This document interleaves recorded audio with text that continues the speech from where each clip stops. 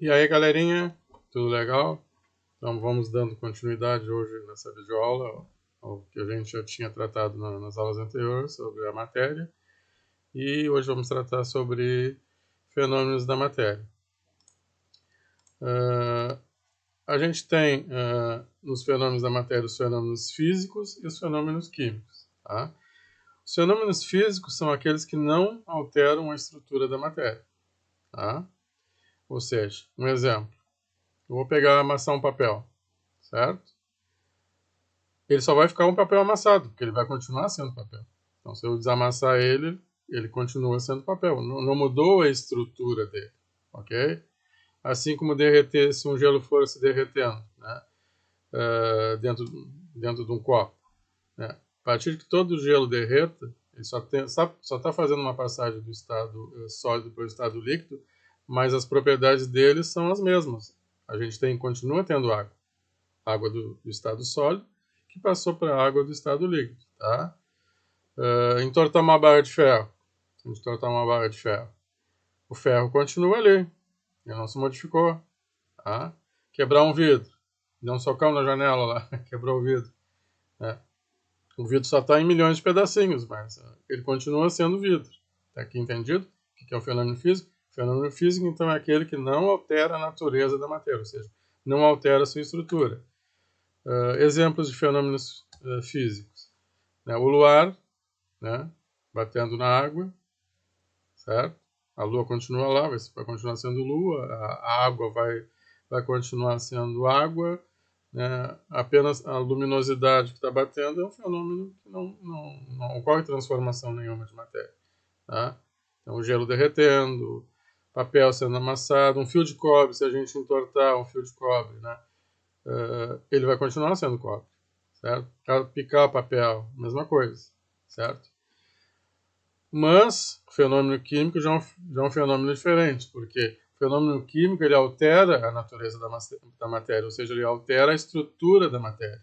Tá? E o fenômeno químico se dá através da ocorrência de uma reação química específica, certo? Por exemplo, queimar o papel. A partir que a gente acende um fósforo e começa a queimar o papel, existe uma combustão do papel, ok?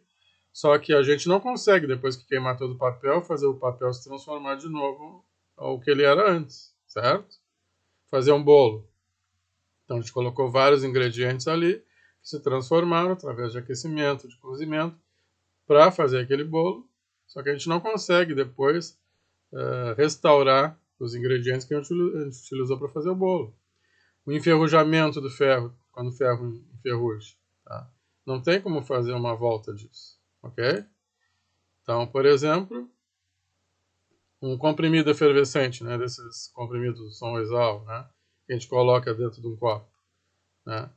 Então, ele vai efervescer, vai desprender todos os carbonatos, tudo que está composto o comprimido, mas a gente não vai, depois que ele dissolver totalmente na água, a gente não vai conseguir reverter para conseguir gerar um comprimido novamente. Tá? Então, o papel queimando é um exemplo, o bolo, né? A oxidação, né, do ferro, né, como é o caso do navio, né, que às vezes leva um processo de anos e anos. Né? Então, são processos irreversíveis. E como a gente vê que o processo químico é um processo, foi feito através de uma reação química, né? Um bom exemplo é a mudança de cor. Ou seja, a gente misturou uma substância com outra substância, ela mudou de cor, então aconteceu um processo químico, ou seja, aconteceu uma reação química. Né? Evolução de bolhas, tá? Outro exemplo. Formação de precipitado, ou seja, a gente misturou algum componente e isso aí foi um precipitado, ou seja, houve um corpo de fundo, lá ele foi para o fundo, então é um sinal que ali aconteceu, que é um fenômeno químico, aconteceu uma reação química, certo? Então vamos agora para um exercício, né, para que fique bem claro isso aí. Então o exercício foi o seguinte: um estudante listou os seguintes processos como exemplos de fenômenos que envolvem reações químicas. Quantos erros ele cometeu? Então assim, um estudante, né, ele definiu como essas 6 coisas aí escritas como sendo exemplos de reações químicas, ou seja, de fenômenos químicos. Tá? Ele colocou todos eles como fenômenos químicos. A pergunta é a seguinte: quantos erros ele cometeu? Ou seja, ele acertou todas? Todas são reações químicas, fenômenos químicos? Ou teve alguma que ele errou, ou mais de uma? Então vamos observar uma a uma. Uma fotografia colorida exposta ao sol desbota.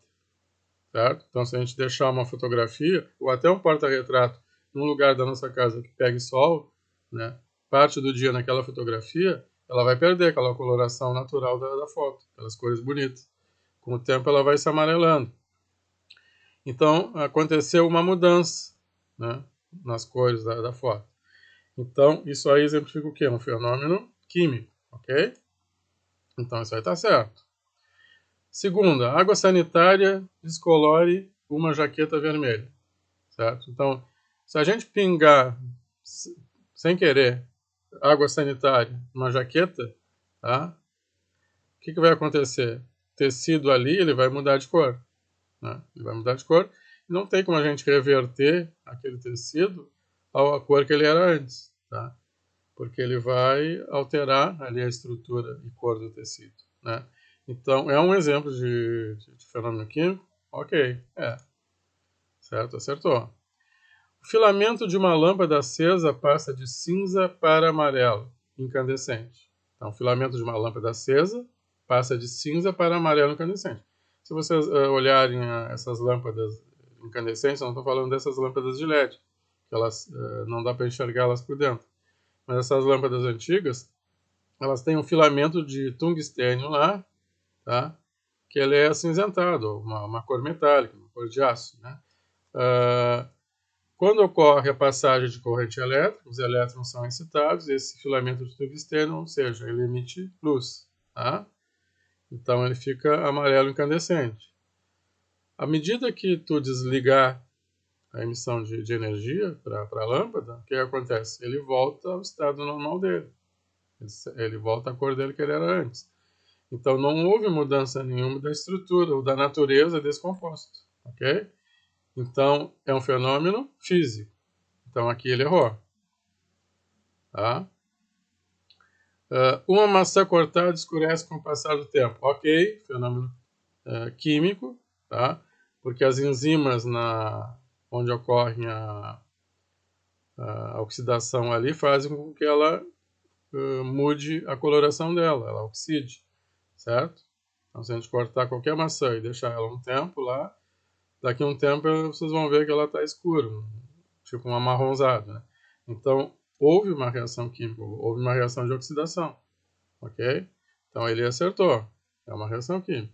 O sal é obtido por evaporação da água do mar. Então, a gente tem a água do mar, que lá tem água e tem sal junto, né? À medida que a gente deixa essa água evaporar, certo? O que vai restar? Vai restar sal. A água, ela só evaporou, mas ela continua sendo água, certo? O sal, que antes estava depositado na água, ele ficou agora no formato de NaCl, sólido. Ou seja, não houve uma transformação química. A água continua sendo água, só no formato vapor, ela evaporou, e o sólido, que é o sal, ele continua lá, né? Então, aí é um processo físico. Então, essa aí não é um processo químico, ele errou. Tá? Então, errou a 3 e errou a 5. Tá? Bolinhas de naftalina vão diminuindo de tamanho. Então, as bolinhas de naftalina, quando a gente estudou lá a parte de mudanças de estados físicos, né, ocorre que a sublimação, a passagem de um estado sólido diretamente para o estado de vapor, sem ela passar pelo estado intermediário, né? Então, é uma mudança de estado físico, não é uma mudança química, ok? Então, bolinhas de naftalinas vão diminuindo de tamanho, é um processo químico. Então, errou. Então, a resposta é a letra D. Ele errou 3 questões. Tá? Quantos erros ele cometeu foram 3. Certo? Então, é o que tínhamos para hoje. Conto com vocês na próxima aula. E até lá.